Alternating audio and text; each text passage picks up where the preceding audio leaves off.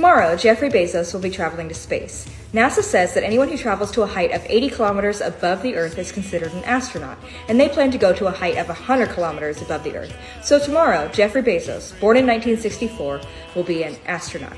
But how high is 100 kilometers? Well, if we think of it in terms of Amazon P1 packages, it's 185,271 of them stacked on top of each other. Or if we think of it in terms of Jeffrey Bezos' net worth converted into $1 bills, it's 0.46% of it stacked on top of each other. I think of the night in the park, it was getting dark and we stayed up for hours. What a time, what a time, what a time. For a while now, I've been wanting to make some dry ice cream, and I'm gonna sacrifice this ice cream sandwich. The first step is to remove its skin.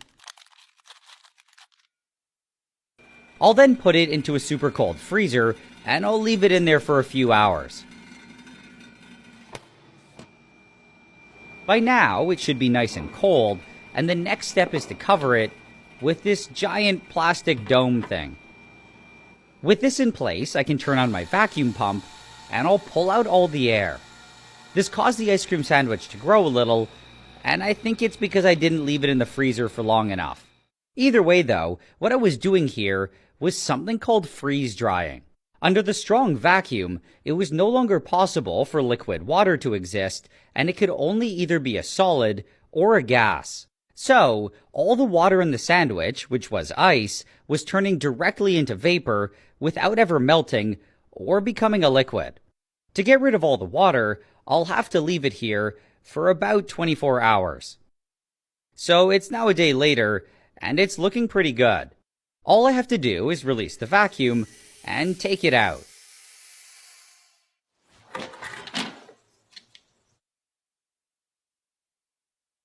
What I'm left with looks almost the same as before, except it's really hard and crumbly.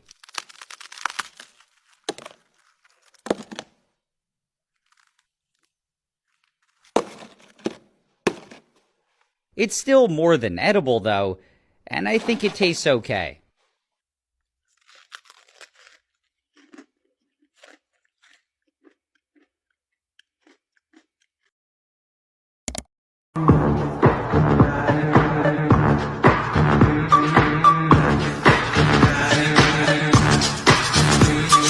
What's the problem, dog?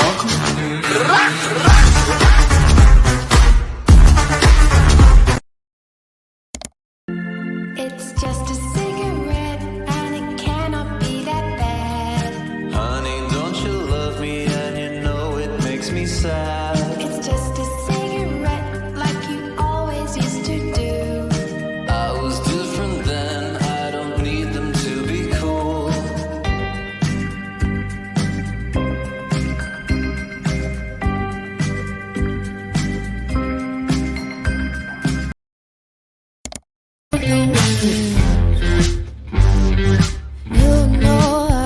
So do you understand what you've just seen? That's a replica of a human cervix, which is like, I don't know, a part of me. And those little metal things are fucking piercing it! This is apparently par for the course of getting what's called an IUD. This little thingy that looks like a hammerhead shark. They shove him into your uterus. Now these babies are 99.99% effective. So of course, very early on in my illustrious sexual career, I elected to get one. At Planned Parenthood of the USA. And that was described to me as a clamp. And of course it would be a clamp. If by clamp you meant piercing my internal organs and clamping onto my fucking guts. And do you know how I know they were dishonest? The midwife who posted this has turned off comments because thousands of women were absolutely horrified. Meaning she knows she broke informed consent. Is that legal? I await your response, Planned Parenthood. Today I'm finna tell y'all 5 facts you didn't know about outer space. Number 1, if the sun was the size of a red blood cell, the Milky Way would be the size of the United States. Yeah, you little as fuck. You little as fuck. In 1979, a picture of Earth was took from the fucking moon. It was the only picture of everybody from Earth, except one person, the person that took it. And number 3, science understands that 95% of the motherfucking 95% of the known universe is composed of some shit that we cannot see or touch. That's what they call dark matter. This physical stuff that you can see with your eyes makes up nothing in all of this. You know what I'm saying? But that's another question. Number 4, bitch. If you was 100 million light years away from Earth and you looked at this bitch with a telescope, you wouldn't see Earth. You would see dinosaurs from 100 million years ago. Cause the light from Earth right now ain't reached your ass yet. And number 5, it's 114 trillion times as much water in the Milky Way than it is on Earth. And Pluto's smaller than America. Part 2 is now here. But if you haven't seen the original video, click on this comment, check it out, and then come back because now we're going to do the solution. I'll start by scaling down the problem so that we can understand the logic behind it. And then we can extend the logic to the more complicated problem. So the modified problem will have 4 wine bottles and 2 prisoners. This is an equally difficult problem. If you like, you can pause the video and try it out yourself. We'll start by understanding this chart. We have prisoner A and prisoner B, and along the vertical, we've got the 4 wine bottles. So only prisoner B will drink the first wine bottle, and only prisoner A will drink from the second wine bottle. So far so good, because if prisoner B does not survive, then we'll know that it's the first wine bottle. And if prisoner A does not survive, then we'll know that it's the second wine bottle. And at this point, most people will get stuck.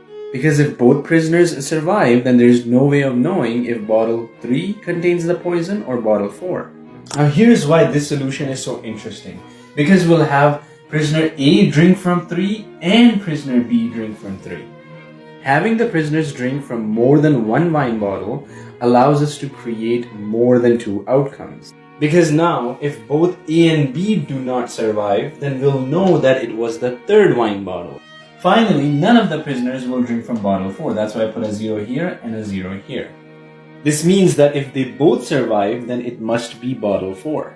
So it turns out that by overlapping the wine bottles, we can create 4 outcomes with 2 prisoners. And it's easy to see why. Because each prisoner has 2 options. Either they're going to drink from a wine bottle or not. So 2 options for prisoner A and 2 options for prisoner B. And so that leads to 4 outcomes, because 2 times 2 is 4. So if we had 3 prisoners, we would have 2 times 2 times 2, or 8 outcomes in total. And when you have 10 prisoners, you can create 2 to the power of 10, which is 1024 outcomes. And that's actually more than what we needed for the 1000 wine bottles. So at this point, I hope you understand the logic. But the question still remains. How do we know which wine bottles do the prisoners need to drink from?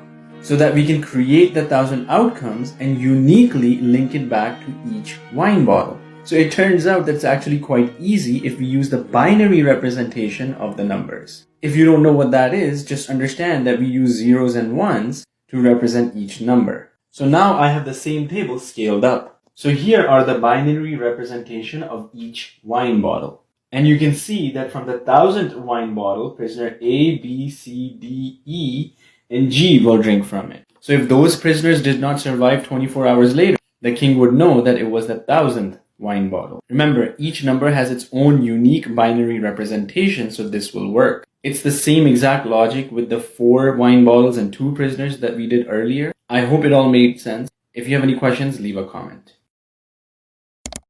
I found this 56-year-old jet fuel while digging up a crashed jet that I found in the woods, and I could not get it off my hands to save my life. You guys tagged Grip Clean about 1,000 times in one of my videos, and they came through and sent me a care package. In return, I sent them some of the jet fuel to make a video with, and it passed their test with flying colors. I wasn't quite satisfied though, because I needed to know if I could do it blindfolded. By the way, these things smell absolutely incredible. After about 30 seconds, I pulled the blindfold off and was genuinely shocked by how well it worked. I missed a couple spots because I was blindfolded, but about 5 seconds later, they were completely gone. Thank you, Grip Clean, for not just having an incredible product, but also being a fun and friendly company.